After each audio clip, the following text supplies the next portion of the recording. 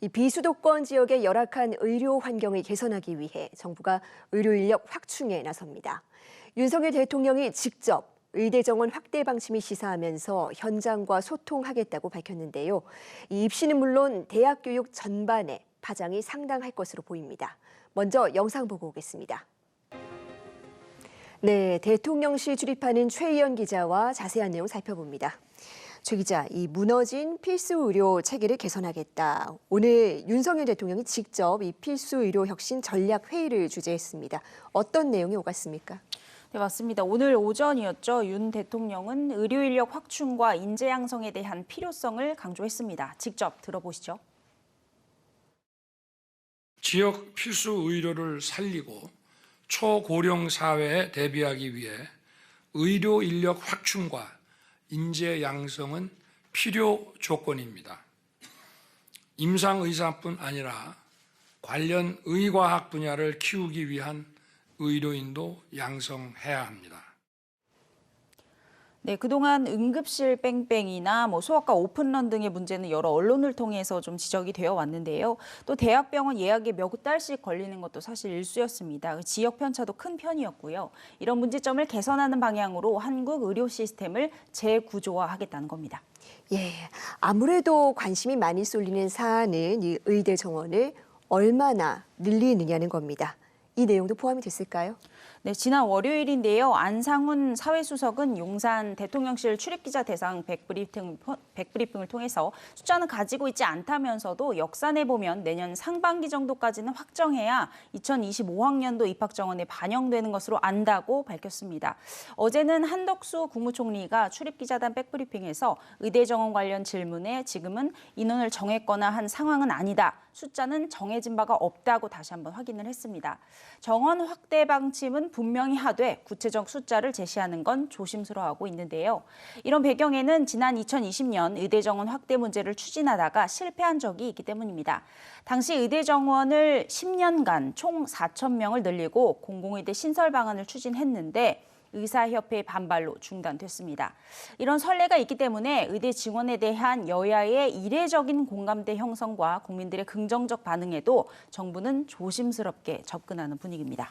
네, 일단 의대 정원을 확대한다는 그 기조만큼은 분명히 한 것 같은데 이른바 이 N수생 확대를 비롯해서 또 이런저런 우려도 나온다고요? 네, 1,000명 이상 의대 정원을 충원한다 이런 추측성 기사들이 쏟아지면서 사교육계가 들썩이고 있습니다.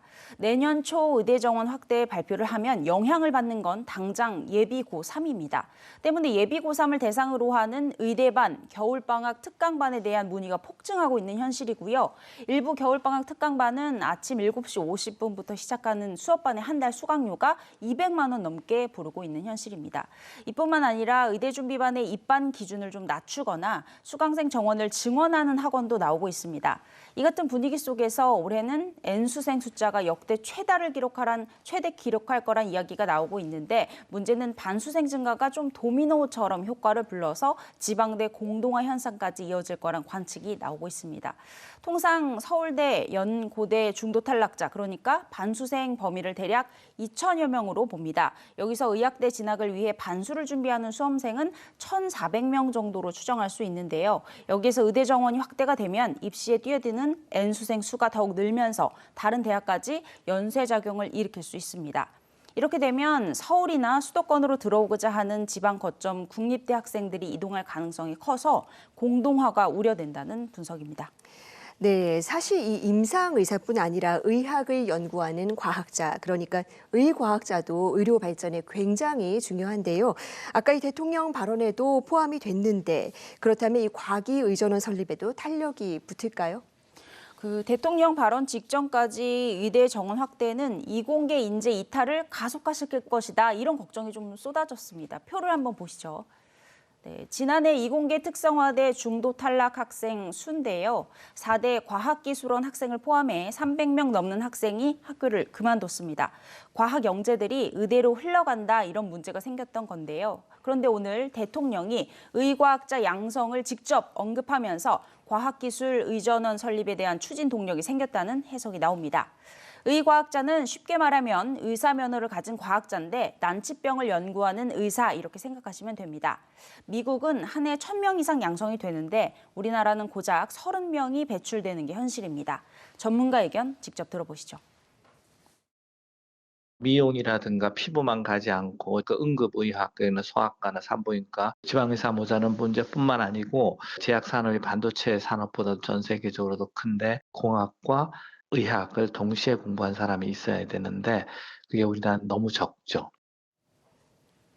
네, 앞으로 의사협회 등과 소통을 통해 의료 혁신 정책이 추진될 것으로 보이고요. 과정 중에는 상당한 진통도 동반될 것으로 보입니다. 네, 아직은 넘어야 할 산이 많지만 이 다양한 현장 요구를 수렴해서 필수 의료의 개선과 함께 안정적인 교육 환경도 구축할 필요가 있어 보입니다. 최희영 기자 수고했습니다.